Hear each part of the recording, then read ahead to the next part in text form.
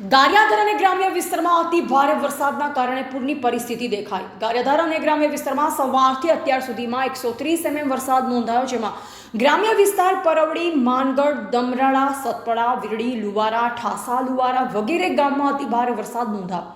વરસાદના કારણે પૂર જેવી પરિસ્થિતિ પણ સર્જાઈ। લોકોના ઘરમાં પાણી ઘૂસી ગયા।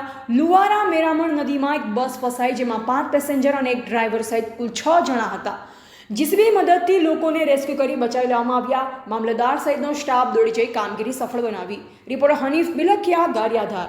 રોજ આઈએમડીના પ્રિડિક્શન મુજબ ગારિયાધાર તાલુકાના ગ્રામ્ય વિસ્તાર તેમજ સિટી વિસ્તારની અંદર અત્યંત ભારે વરસાદ નોંધાયેલ છે। અંદાજિત 130 mm જેટલો વરસાદ સવારથી અત્યાર સુધીમાં નોંધાયેલ હતો, જેમાં ગ્રામ્ય વિસ્તારની અંદર ખૂબ જ ભારે વરસાદ હોવાના કારણે પરવડી, માનગઢ, ડમરાળા, સાતપડા, વીરડી, લુવારા, ઠાસા વગેરે ગામમાં ખૂબ જ વરસાદ નોંધાયેલ હતો। જે અન્વયે ડમરાળ ગામની અંદર પણ વધારે પડતું પૂર આવવાના કારણે અમુક ગ્રામ્ય લોકોના ઘરોમાં પાણી ઘૂસી ગયેલ હતા। એ ઉપરાંત રાણી ગામની અંદર 2 વ્યક્તિ રોડ પરથી પસાર થતા, કોઝવે પરથી પસાર થતા તેઓ પણ ત્યાં કોઝવે પર ફસાઈ ગયેલ હતા, જેમાં ગામ લોકોએ રેસ્ક્યુ કરી એ બંનેને બચાવી લીધા હતા। તેમજ વીરડી ગામની અંદર પણ ઘણા બધા ઘરની અંદર પાણી ઘૂસી ગયેલ હતા।